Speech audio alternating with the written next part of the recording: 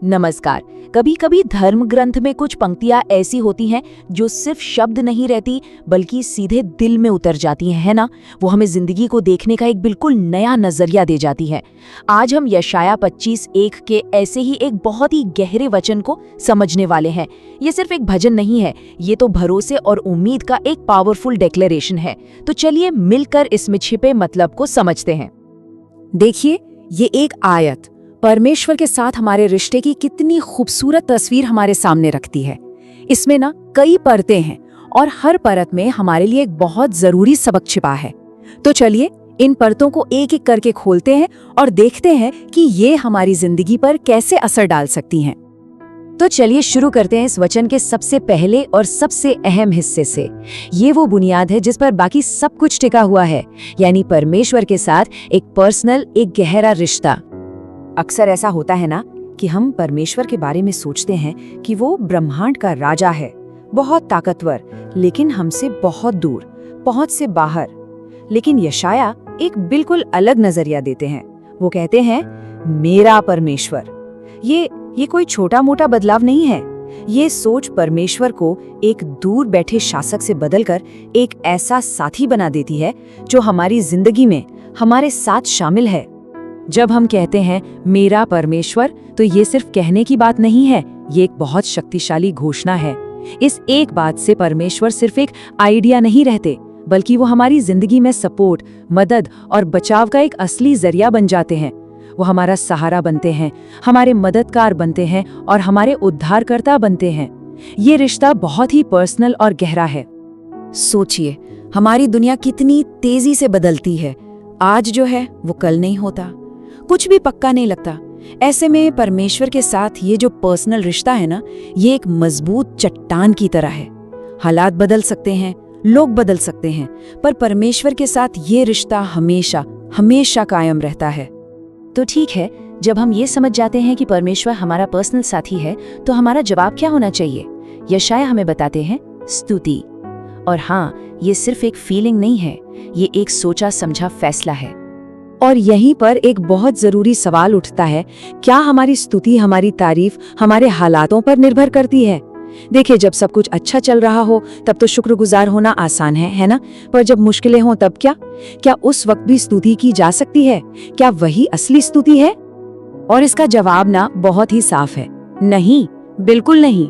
सच्ची स्तुति हमारी बदलती हुई भावनाओं या हालातों पर नहीं टिकी होती, वो तो परमेश्वर के कभी न बदलने वाले स्वभाव पर आधारित होती है। और क्योंकि परमेश्वर कभी नहीं बदलते, इसका मतलब है कि हमारे पास स्तुति करने की वजह भी हमेशा मौजूद रहती है। देखिए, स्तुति करना सिर्फ गाना या प्रार्थना करना ही नहीं है, ये उससे कहीं ज्यादा है।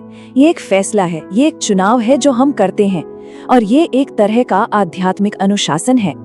जब हम मुश्किलों के बीच भी स्तुति करने का चुनाव करते हैं, तो असल में हम अपने विश्वास को और मजबूत बना रहे होते हैं और डर को कम कर रहे होते हैं। अच्छा, तो सवाल ये है कि ये भरोसा और स्तुति आए कहाँ से? इसका आधार क्या है? जवाब मिलता है परमेश्वर के उन कामों में जो वो कर चुके हैं और उनकी उन योजनाओं की निश्चितता में जो वो भविष्य के लिए रखते हैं। यशाया कहते हैं, जरा पीछे मुड़कर देखो। जब हम याद करते हैं कि परमेश्वर ने अतीत में हमारे लिए क्या क्या किया है, तो आज के लिए हमारा भरोसा अपने आप बढ़ जाता है। ये हमें याद दिलाता है कि जिस परमेश्वर पर हम आज भरोसा कर रहे हैं, वो पहले भी भरोसे के लायक साबित हो चुके हैं। हम सबको भी कभी कभी पीछे मुड़कर देखना चाहिए। सोचिए उन पलों के बारे में जब हम गिरने ही वाले थे और परमेश्वर ने हमें थाम लिया, जब सारी उम्मीदें खत्म हो चुकी थीं और उन्होंने एक नया दरवाजा खोल दिया। और जहां सब कुछ नामुमकिन लग रहा था, वहां उन्होंने चमत्कार कर दिखाए। और ये हमें एक बहुत ही सुकून देने वाले ख्याल तक ले आता है कि परमेश्वर की योजनाएं कभी भी अचानक नहीं बनती, वो पहले से तय हैं, बिल्कुल सटीक हैं, स्थिर हैं और अटूट हैं। इसका मतलब ये हुआ कि हमारी जिंदगी कोई हादसा नहीं है, बल्कि एक बहुत बड़ी सोची समझी योजना का हिस्सा है। हम परमेश्वर की योजनाओं पर भरोसा क्यों कर सकते हैं? क्योंकि वो हमारी योजनाओं जैसी नहीं है। हमारी योजनाएं तो हालातों से, हमारी कमजोरियों से और ना जाने कितनी चीजों से बिखर जाती हैं।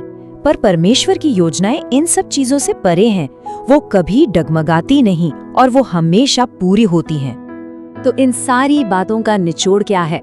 आइए इस पूरी आयत के संदेश को एक आसान से फ्रेमवर्क में समझते हैं, जिसे हम अपनी रोज की जिंदगी में याद रख सकते हैं। यशाया 25 का पूरा सार इन 3 बातों पर टिका है। पहली, हमारी पहचान, परमेश्वर मेरा है। दूसरी, हमारा फैसला, मैं उसकी स्तुति करूंगा। और तीसरी, हमारा भरोसा, उसकी योजनाएं विश्वास योग्य हैं।